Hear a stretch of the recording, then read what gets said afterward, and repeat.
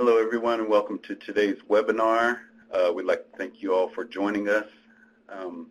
Before we get started, I'd like to point out a few things. If you have anything to chat about during today's webinar, please feel free to do so in the chat box down at the bottom. If you have any questions concerning the webinar, please put those into the Q&A box in the lower right-hand corner. At the end of our presentation, each question will be read aloud and then answered. Everybody, all the participants are on mute throughout the presentation, so if you need to say anything, please put it in the chat box, or if you have a question, do it in the Q&A. Also at the bottom in the center is the presentation for download. Today's presentation available in PDF form or in PowerPoint form. Also, today's webinar will be recorded and sent out. Please feel free to chat in who you are, where you're from, and if you have any other team members there with you listening in. Thank you. Good morning and good afternoon. My name is Kara McDonough, and I'd like to welcome you to our webinar today. It's Accessing Grants to Strengthen Tribal Justice System Capacity. And this is really concerning the Coordinated Tribal Assistance Solicitation for this year. I am a program specialist with the Office of Juvenile Justice and Delinquency Prevention.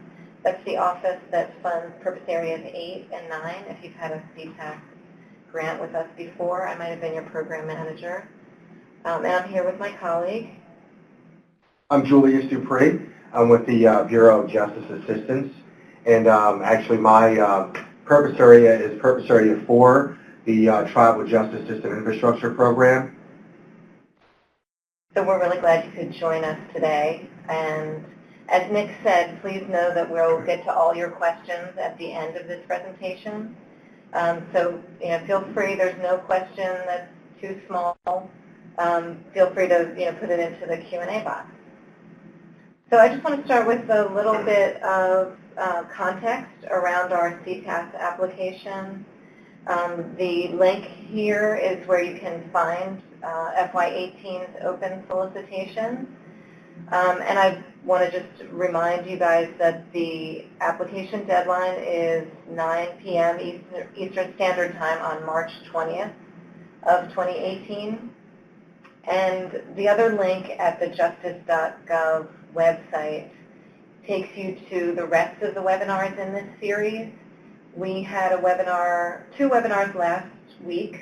One was an overview of the entire solicitation, and the other was a budget development webinar.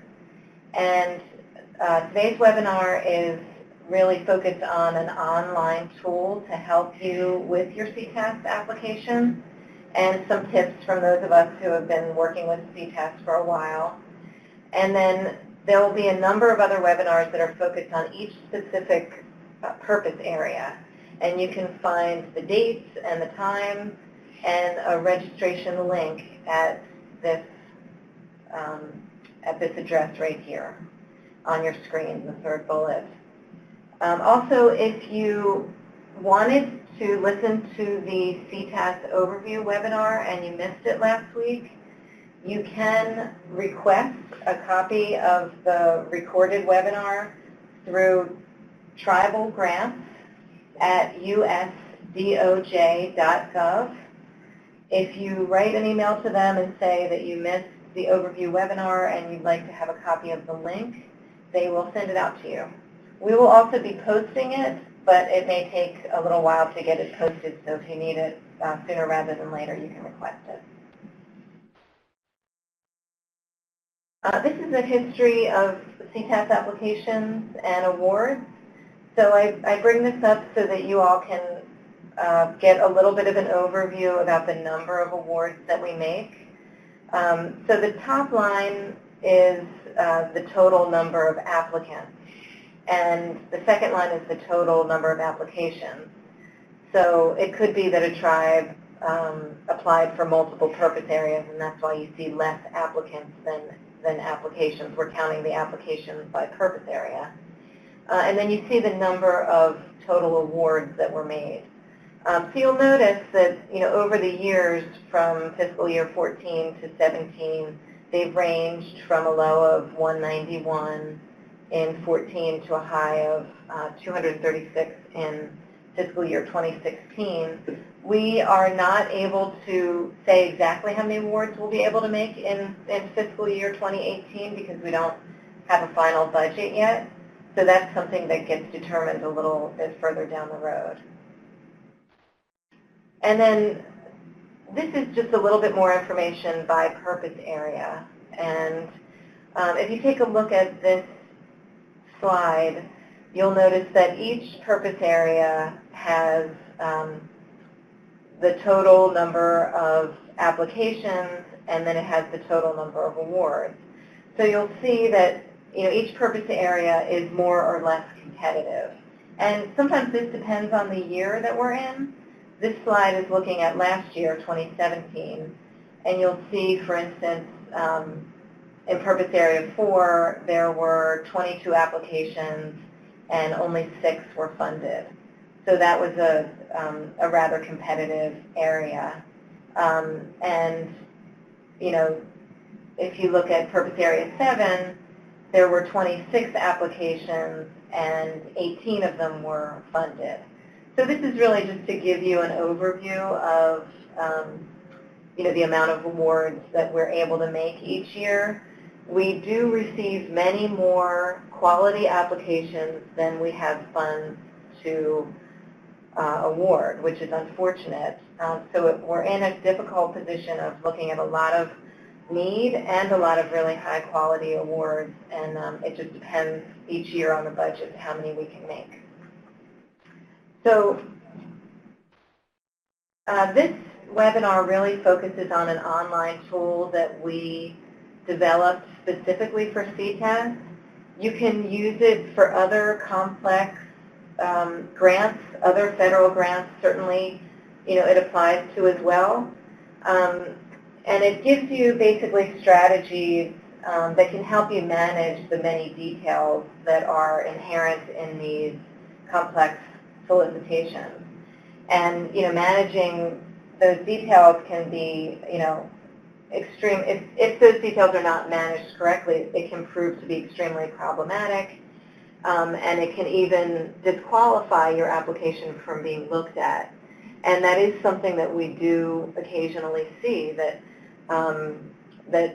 applicants will put a lot of time into their application and they'll miss a couple pieces of it. And if they miss pieces that are mandatory, their application won't even be considered. So that really breaks our hearts here. We don't want to see that happen. So this tool was really made to help you, kind of manage this process and to give you some best practices and some tips. So the link here is how you can access the tool. We know that this website is a little bit dense. There's a lot of information on there. So the red arrow kind of indicates exactly what the web address is, and then the circle is what you would want to click on to access the tool. And then you scroll down that same page and you'll find this link to this tool. And you'll come to a screen, the welcome screen, and that's where you are, going to be accessing this tool.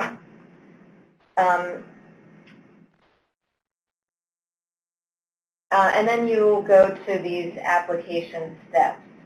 We recommend that you start with these steps. The tool is not set up necessarily to be sequential and linear. We try to make it something that you can enter in lots of different places according to what works best for you all. But taking a look at the steps is a good way to get an overview. And that'll take you through some of the basic points. So you'll find that we come back to this point quite often that talks about reading the solicitation completely. We know it sounds like a really basic thing, but it's an extremely long solicitation. There are lots of parts of it. And reading it critically and reading it completely and really pulling apart the different pieces to make sure that nothing gets missed is actually a really important part of this. So you'll see that in the tool we kind of come back to this over and over.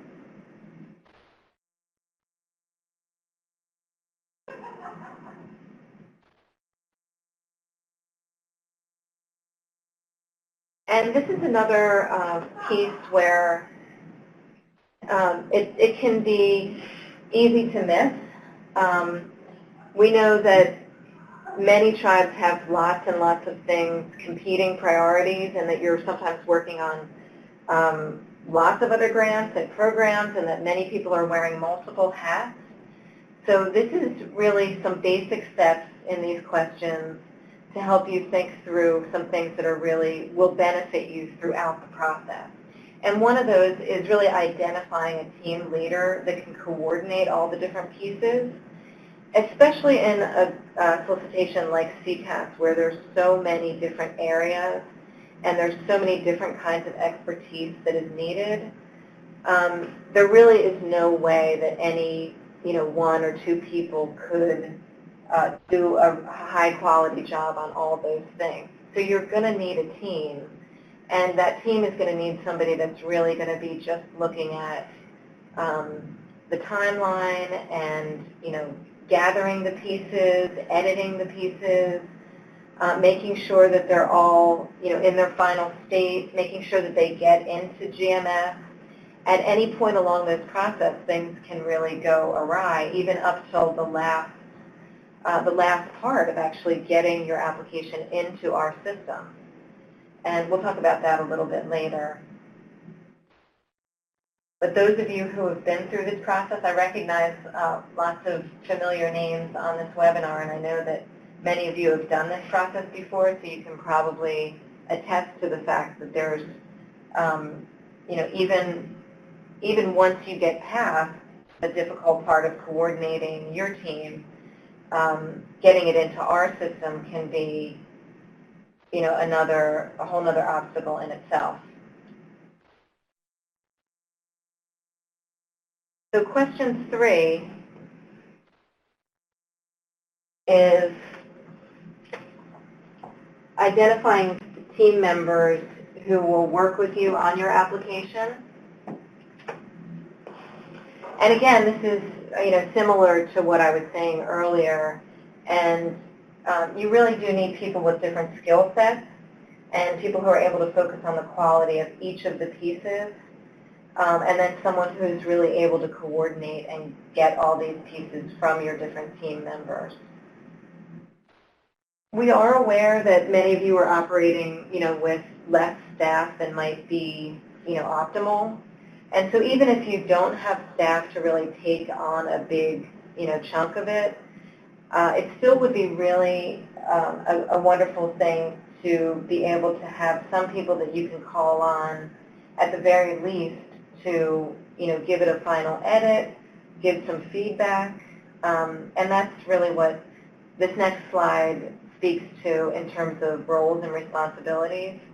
The best case scenario is that really people are taking a section like the budget or like one of the purpose areas and really fleshing it out and getting feedback from the different people who are involved, and then sending it to someone who will do some editing, some proofreading, ask some final questions so that by the time that it's really being a final product, that it's a really high quality product. And so, helping all of your team members understand exactly what their roles and responsibilities are up front is a way to eliminate some of the confusion that can happen as you get closer to the application deadline. It can be an extremely stressful process if people don't understand exactly who's responsible for what. So doing this kind of thing up front is really highly recommended.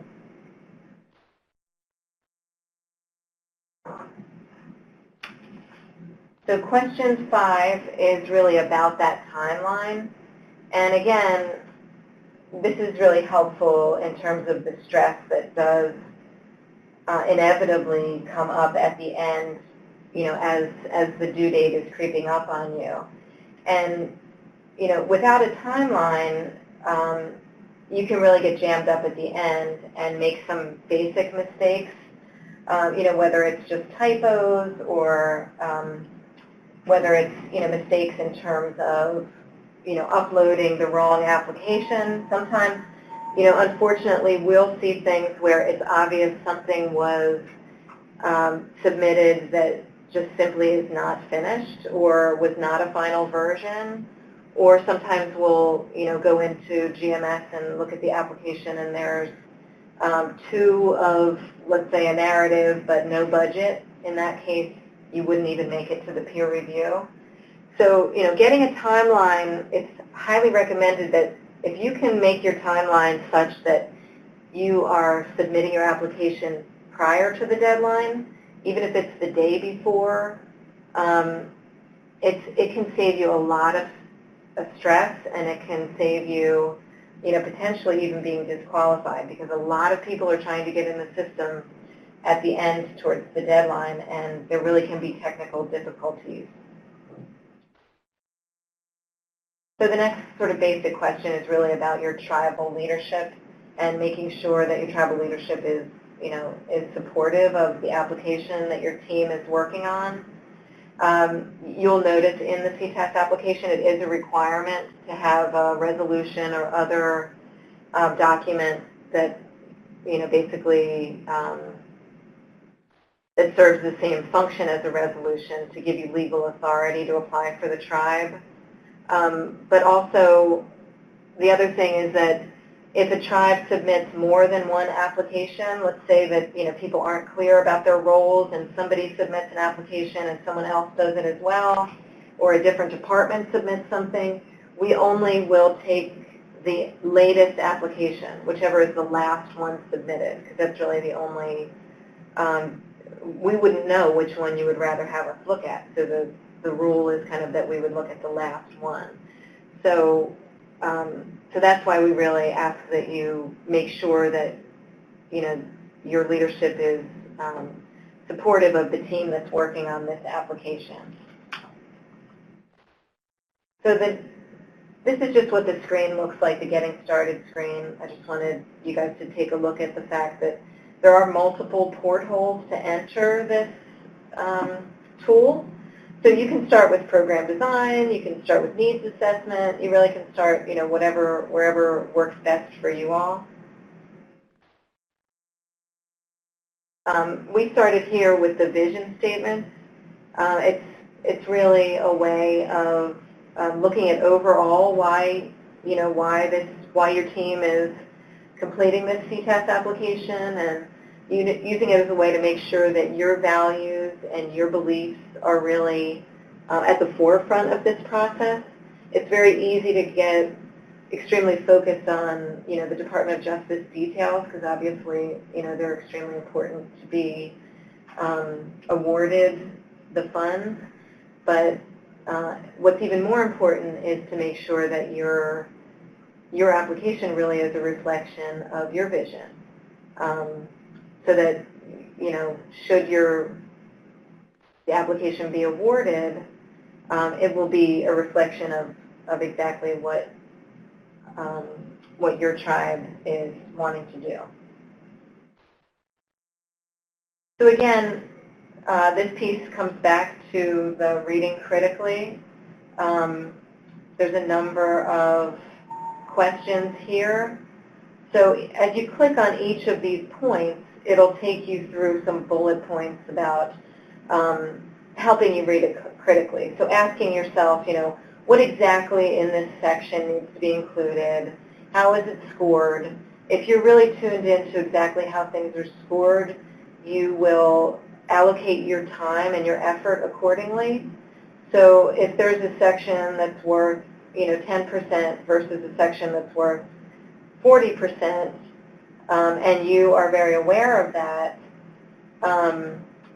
you'll act accordingly, and you'll put more effort into the section that's scored for 40%. And so there are also a number of articles. You'll see the green box there that says download the Read Critically article. Right now, those links, we're working on, some things have changed with the website that those links were housed at. We're still working on getting those links to be correct. You may click on that and get an error message. And so we're actually going to send out all the articles to you once this webinar is over. We'll send you out a link, and we'll send you out an evaluation, and we'll send you out the PDFs of each of those articles. So that way, in the event that you hit an error message, you'll have all those downloads already.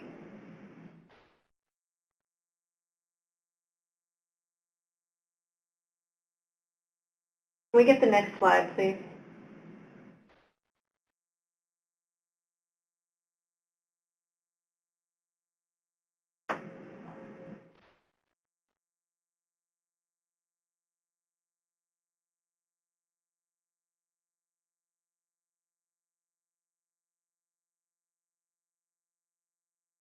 Can we get the next slide? Is it on screen?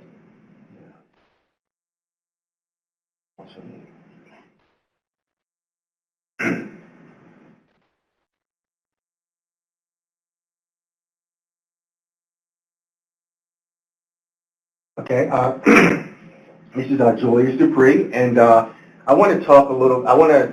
Tara talked about the reading critically through the solicitation, trying to determine what what the needs, what the requirements are, and that sort of thing. And so, partner coordination is really going to be a really key.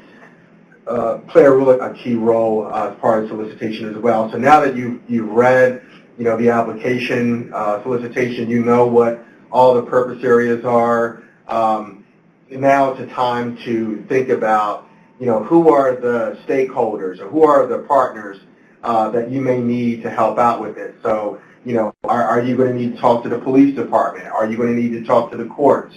Are you going to need to talk to corrections folks? Community leaders? Are you going to need to talk to elders? Some folks that have their pulse on kind of what's going on in the community. So partner coordination is definitely going to be a critical piece of that. And when you go into this module, you can click on a button that says partner coordination, and it'll take you to that section of the solicitation. Partners are really, you're really going to have to look at kind of what the resources are. What your needs are going to be as part of the solicitation, and that's really going to kind of determine who your partners should be. But your partners are also going to inform you of where the gaps are, where are resources needed to help with some of the justice system efforts. So you're going to have to really be honed in, or really be cued in on not only what your justice system partners are telling you, but also what about the members of the community? Like, what are they telling you as well? Okay, so there's going to be varying levels of partnerships, and so the key here is to kind of determine kind of what level of involvement are you going to need from your partners. I mean, is it going to be a case of where it's going to be just referrals and information sharing, or is there going to be some regular joint data collection efforts that are going to be going on with you and your partner or partners? Or is this going to be a coalition project where you're going to partner in implementing the project and seeing the operations through?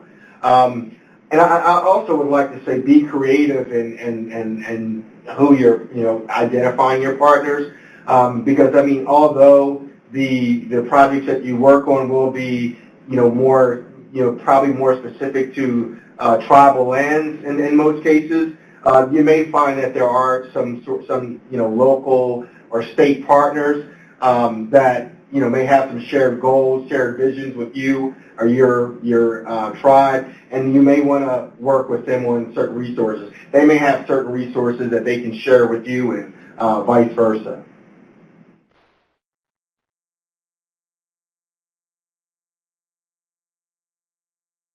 Okay, so community asset mapping is going to be very important here. Actually, so when community asset mapping is basically determine where are your resources in the community, like what type of community-based service agencies do you have in place, and if you provide treatment services, or are there case management resources that you can pull from, are there what other resources are in the community that you can tap into. Also, you're going to need to basically determine, what is the potential value that each community entity could provide in helping you implement your project. Also, prioritize potential partners that could benefit your project, as far as helping you develop a plan of action. So it's really going to be critical, as you read your application and you look at the various needs, or you look at the various sources of funding, and determine, what the requirements are, that you identify the particular partners that are going to help you realize the ultimate goal, which is applying for the application, but also ultimately maybe implementing the project, depending on what the involvement of your partners are going to be. I talked a little bit about this, some tips for partnering, shared goals. Again, try to identify, there may be partners that may have the same goals as you. So, your team. Stories also. Stories is a good piece. So if you have, let's say you have clients that are going through, that have been through your treatment program, and then you want to try to convince a stakeholder to help, to either invest or partner with you in this effort, then it might be good to have, maybe someone that can have a testimonial or a story about how the program's helped them or how the program is beneficial to the community. Networking is also important. So, if you may have certain partners that were maybe with you in the first time you applied for the application, but then, subsequently, they're not part of this anymore, but maybe they can connect you with other partners, that can assist you as well. So networking is definitely important. Advisory board members, if you have an advisory board, definitely tap into that, because again, they're another source of information. Make sure you have a pitch. So when you speak to partners, be clear on what it is that you may need from the partners. Also if you have data to be able to support why there's a need for this particular program or programs that you're proposing, please make sure that you include that data as well. Communication is definitely important, because as you write the application, you're going to need to be in communication with different partners, because my sense is that whoever's writing the solicitation may not have knowledge of the entire continuum of the justice system. So you may have to, have someone from the police department help you write the COPS program narrative, and you may have, someone with your victim advocacy writing your, victims part of your solicitation, and then, so forth. So be sure that you're in communication with folks, because as we all know, our schedules get pretty busy, and then next thing you know, you miss deadlines, and then, next thing you know, you don't have what you need to submit the solicitation.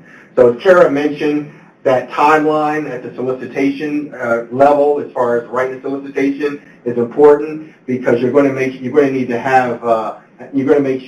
to make sure everyone's clear on when you need the information, like whether it be budget or narratives, and then when that information needs to be submitted into our grants management system. So needs assessments and community profile. I talked a little bit about that earlier. So as part of the CTAS solicitation, for those of you who have applied, you may know that there's a tribal community profile piece, and so that is where you kind of give us the big picture of your program, or basically your justice system needs. You highlight, maybe resources that you have available to deal with certain issues, and then what the challenges have been as far as addressing certain issues, also what your strengths are. So in order to do that, you're going to have to do a full needs assessment of your justice system and then again, you're going to have other partners help out with that. But as far as data gathering, you want to be resourceful. You maybe look at census data that may be available. Maybe your courts may have data that you can use, or maybe Bureau of Indian Affairs. So you may want to be creative and kind of thinking about where you can find data that's going to substantiate your program needs. Again, the community profile is also a way for whoever's reviewing your application to be able to get a snapshot of what your community needs are as far as your justice system. So the clearer picture that you can provide in that justice profile, then the easier it's going to be for reviewers to be able to score your application and be able to kind of get some have some insight, if you will, on kind of what your needs are. And so if your community profile is written appropriately, then that's also going to your program narratives are definitely going to are going to actually coincide or be consistent with what you provide in your community profile.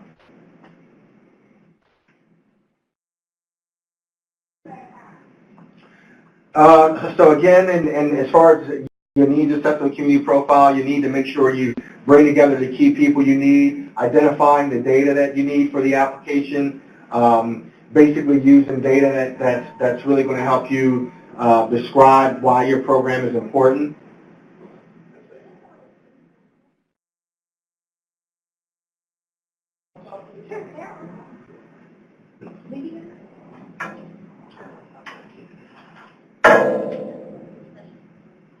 Okay, another reason why needs assessment is important. For one thing, when you do a needs assessment, you're going to now have a baseline of why you need of what the program is going to help you accomplish. So if you have a baseline and you kind of know where you are, where you're starting from, then you're going to have a better idea of what goals you need in place to be able to achieve your program goals.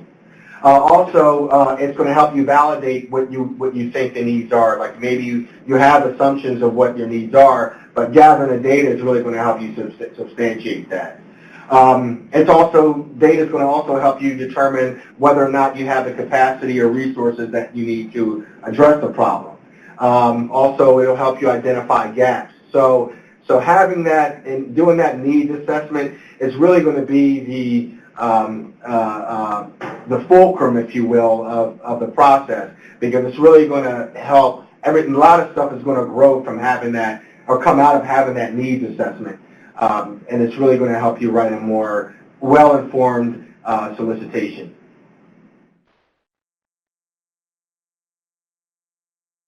Okay, so the program design, that's your program narrative, and that's usually worth the largest or the high. That's the highest weighted section of the application. So again, you're really going to have to ensure that you're going to clearly identify what the need is. Also you're going to have to talk about how the funding that you're going to receive, or that you would receive from us, will help you with that. Also, I would encourage you to be creative in how you look at your problem and how you look at addressing your problem. So it's really going to be key to have that data. Make sure you've gotten the input from your team as well before you really kind of sit down and start writing a program design. The program design, you're going to want to make sure it has really clear-cut goals. And goals that have benchmarks, again, that's really going to help you measure program success. You're also going to want to make sure that in your program design that you respond to all the requirements of the solicitation. So you don't want to leave, because we ask certain questions as part of the program design template, but you don't want to leave something blank, because what happens is if you leave it blank, then that tells us that you either forgot to answer the question, but we can't make the assumption. So if you don't have the information, the best thing to do is explain why you don't have that data, or why you left that question blank, because that'll at least give us some context as to why it's left blank. And also, maybe it's something that would get addressed once you get the funding from us to be able to basically explore the issue more, or be able to gather more data about the problem. But that all of those types of things should be articulated in the program design. Also, you should probably talk about maybe partners or in-kind resources or other resources that you're going to be able to use to complement the project. I mean, these things don't have to go in your budget, but to show that you have a comprehensive plan where you're working with partners, whether they be tribal, state, or local, or if you have certain organizations that are going to help you out, that really is going to strengthen your application, because what that demonstrates to us is that you've really got a well thought out, coordinated process, and that you're going to be trying to maximize your existing resources or in-kind resources to help with project implementation. So I would encourage you to highlight those types of resources.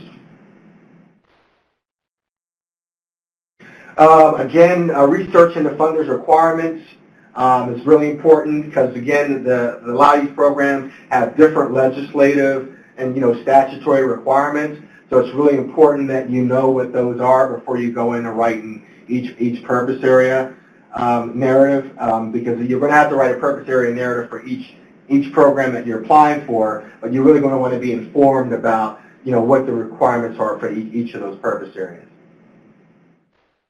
Write thoughtfully. Again, when you write the narrative, you may want to you make sure that you're in communication with your budget person, because if someone's writing your budget and you're writing the narrative, you want to make sure that those pieces coincide, because what we see sometimes is we'll see applications that will come in, and then the budget may be inconsistent with what is requested, or there may not be enough of an explanation to support certain costs. And so when those types of questions come up, again, that raises questions with reviewers as far as whether or not you have the capacity to even implement a program if you're overlooking these types of things. Again, the making sure that you're clear on the purpose of the funding is important. So when you're writing the purpose area narratives, make sure you know the goals of the purpose area, who's the target population that this funding would serve, what are the priority activities, if there are any priorities in the particular purpose area, what's the eligibility criteria, are there any training requirements? So be clear on those types of things as well. Here it says executive summary and abstract. So in addition to the program narrative, and then you're going to have your tribal community profile, and then you're also going to have an abstract for each purpose area. So the abstract is going to be about no more than 400 words, but make sure that abstract basically makes your project's purpose clear, that it demonstrates or shows the population to be served, as well as what are the activities you plan to implement to achieve the project's goals.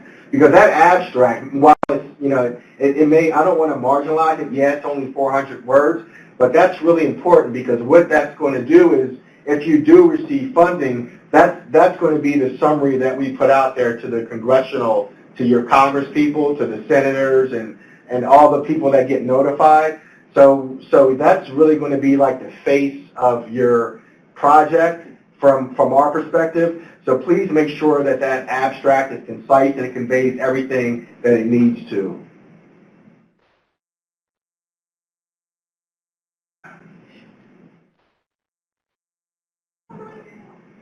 Okay, and then I don't want to get you confused with timelines. Kara earlier talked about the timeline to write the application. That's really going to be more of an internal management tool for you. But as far as implementing the project, we're going to want to see a project timeline. You'll see a sample timeline here on the screen. We also have sample timelines on, if you go to our solicitation page. But the timeline is going to be very important because that's going to really give an idea of kind of how, who's going to be responsible for implementing the goals, who's going to be managing making sure these activities get done, and then how long do you take, or when do you think you'll implement certain goals and programs. So that program timeline, if you don't already know how to do one, again, there's a sample on our Tribal Justice and Safety website page that you can take a look at.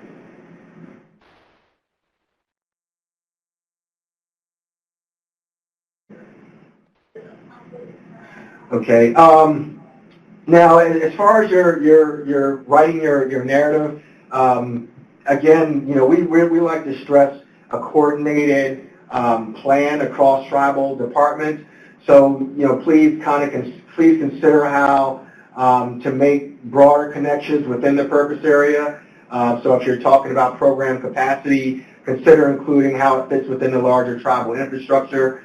And, when describing activities, how they might fit within the coordinated efforts and the coordinated justice system. So it's really, to really try to consider how the project design is going to reference your narrative profile and the broader mission and the vision statements that Kara talked about earlier. Okay, so the budget. We've talked a little bit about that. I'm going to try to talk a little bit about that. Again, that's another button on the module that you can highlight or click on. So the budget's really going to include three major elements. One's going to be the budget worksheet, which is going to be all your numbers, all the figures. And then you're going to have your budget summary, which the budget summary is going to kind of give the overall costs and totals that are, and of the required, categories such as personnel, fringe, travel, etc. And then the budget narrative. The budget narrative is important because that's going to really explain to us why those costs are necessary, and also it's going to link those budget items to the program narrative. And so it's really important to have your budget narrative. It's also important to break down all the costs, to break them out, break them out so that there's a basis for why you're requesting. So if you're requesting, 7 computers, then you should break that down by computer. So if it's $500, it'd be $500 times 2 or 7 or whatever the number is. So it's really important to make sure that budget is really connected to your overall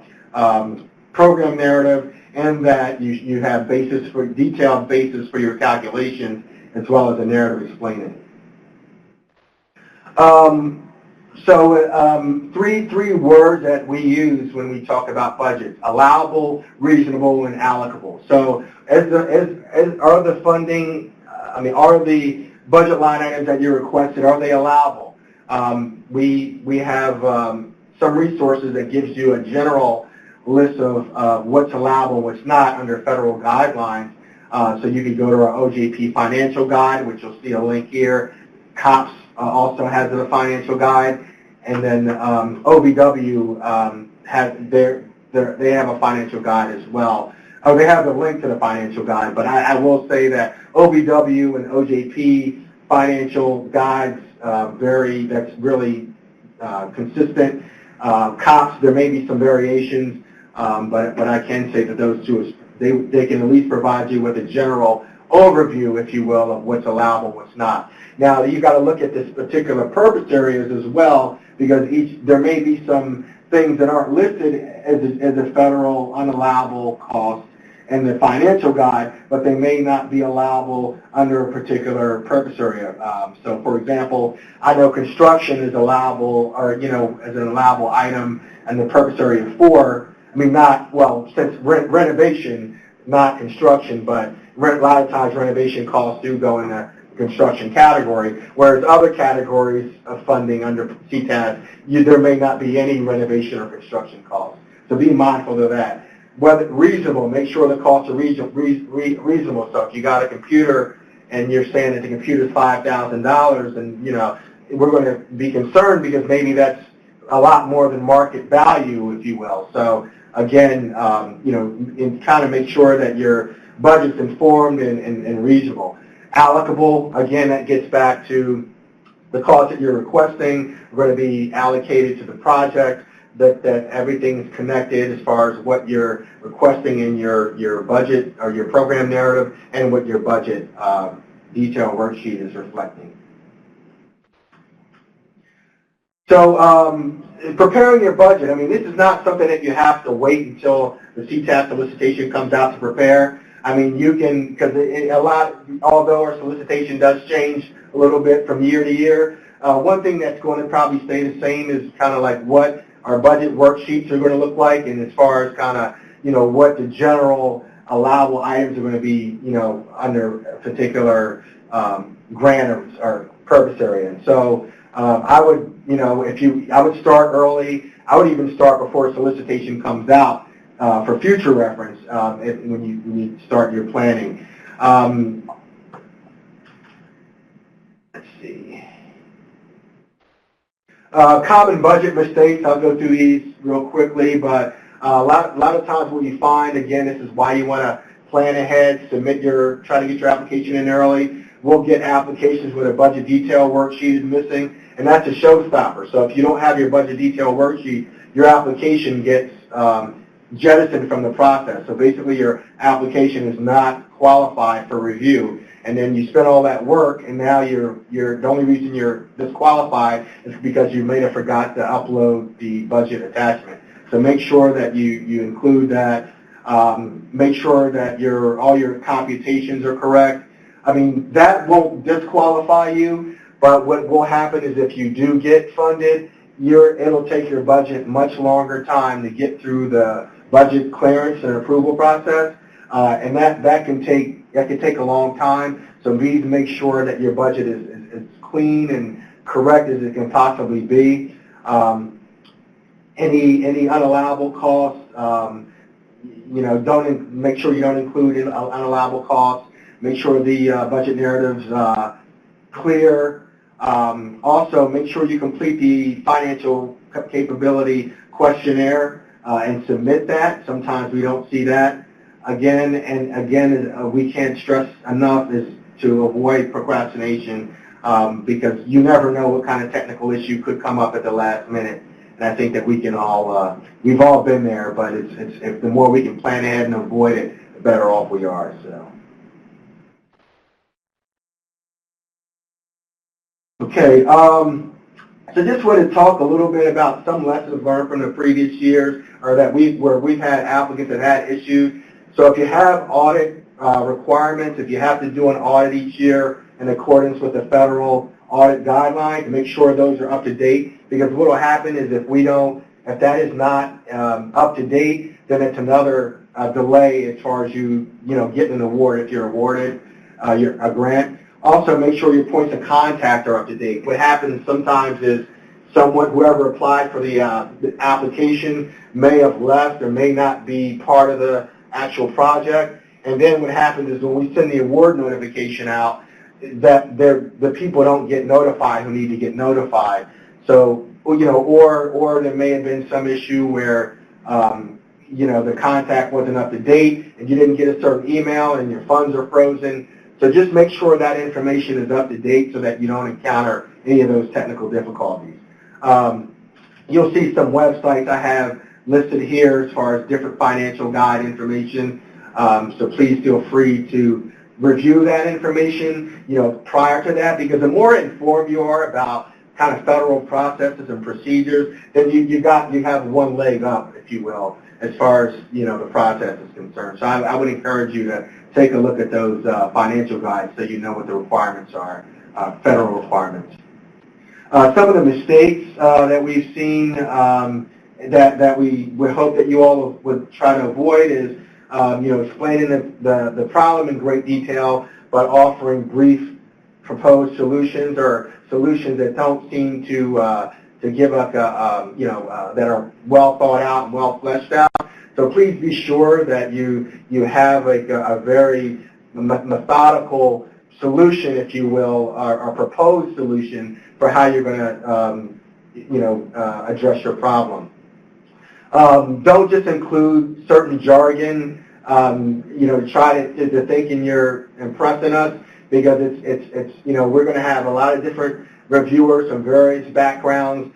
So make sure that your solicitation really is written at a level that is that is understandable, and that where folks don't have to go looking up words or looking up acronyms that they can't determine the meaning of, because that just frustrates the reviewers. So copying the solicitation word for word. What we do see sometimes is folks may copy and paste the solicitation language and then plug that in, and they may try to add a little bit of spin. The thing is that the reviewers do see that. I mean, it's very clear that when someone does this, and what it does show is that not a whole lot of thought might have went in to writing the application, and that's going to reflect in the scoring. So please make sure everything is well thought out and that you're not just regurgitating the solicitation language. Performance measurement plans. Make sure that, because what we see is sometimes there's not a lot of information about how how applicants are going to assess whether or not they've been successful or not. So make sure that your program evaluation plan is clear as far as how you're going to measure, or how you're going to collect data for the performance measures, but not just for federal performance measures requirements, but also look at your local. Look at what you're going to need to demonstrate to your local funders or legislators or council as far as what kind of data they would like to see collected to fund the program. Just make sure you follow the proposal instructions. Make sure that you have a review, someone that maybe a friend or a buddy that can help you review the solicitation. We're getting towards the end here. I just want to point out the solicitation page, so you can go to www.usdoj.gov/tribal, and that's going to take you to the solicitation page with all those resources that we talked about, where you can even find sample applications that were funded previously. I recommend that because it'll at least give you an idea of what we funded in the past, and also you can find your sample timelines and other forms. With that, I guess we do have some time for some questions. So if we want to go ahead, I mean, we got some numbers here that you'll see because you'll get this presentation. But here's response center number, the GMS support hotline. All this information is in your solicitation. There's also some additional grant writing resources. You can go to ojp.gov/grants101. That's listed here in the presentation. So that's another grant writing resource, if you will. So you can take a look at that as well. Our training and technical assistance page, you'll see here, if you look below, again, there's all the resources that we talked about. We talked about the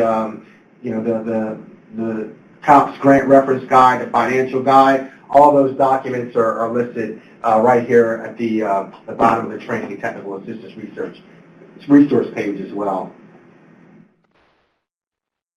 Okay, one other thing I would like to say before we, again, I'm sorry, turn it over for questions, is that a lot of when you go into the module, the training module, you'll see that there's buttons for downloadable forms. Unfortunately, we had some technical difficulties where the forms are not available in the module at this point. So we're going to send all those forms to you via email. So if you're a participant in today's webinar, you'll get all these downloadable forms as part of that, as part of your today's webinar.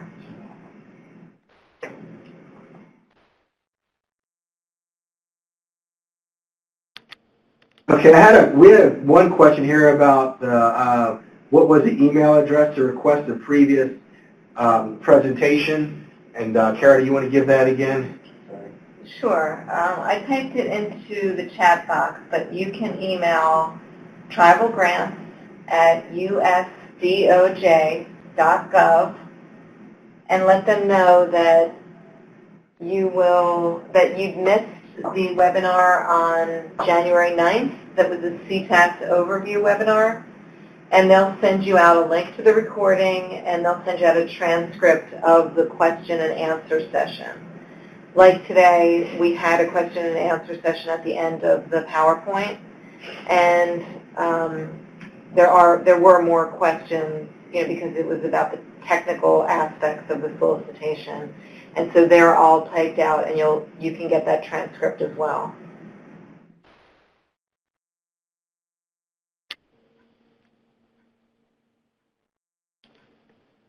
Hi everybody, this is Gandra Lovell. If you have any questions, please type them into the question and answer box down here in the middle of your screen now. We switched the screen up for you, and also as a reminder, the presentation for download is accessible right here. If you click on today's Assessing Funds to Strengthen Tribal Capacity, click on it and then either upload file or download file right beneath that. Also, if you have any additional information that you request, the presenter contact information is DOJ Response Center, tribal grants at usdoj.gov. You can call them toll-free at 1-800-421-6770. All right, we have first question. Do you recommend that in year one we budget positions to begin, 50% into the year? That is that's a really good question, and I think it makes sense to do that, given that oftentimes the hiring the hiring of that person and your budget clearance here at DOJ, a lot of times, that salary doesn't start to get drawn down until, 6 months in.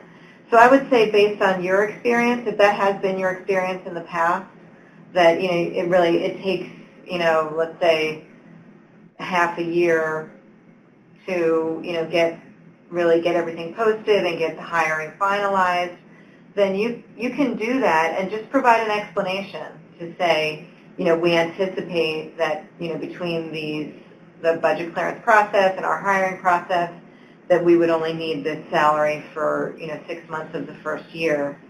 That's a level of detail I think that won't really make too much of a difference on our end. If you budgeted for the full year and then you don't use it, we do have a process for having a project period extension at the end. But yeah, if that's your experience, I think it's a perfectly legitimate strategy.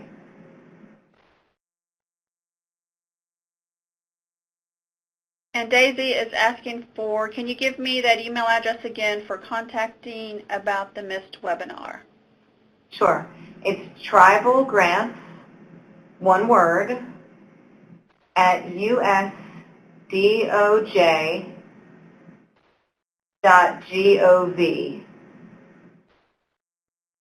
And there's also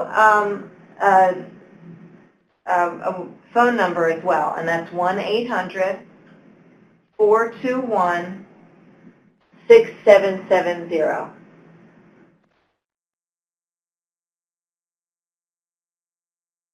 Alrighty, next question is Elderly Protection Services, an area of funding. I'm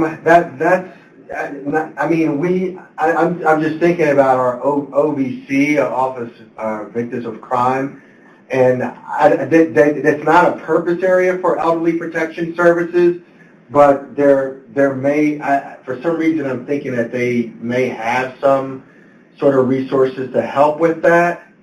So what I would suggest is that you contact the response center and actually ask for the point of contact for the office or OVC, and that OVC person will be able to give you the response regarding this elderly protection services. Again, it may not be explicitly stated as that in the solicitation, but there may be some flexibility to be able to get funding for that sort of thing.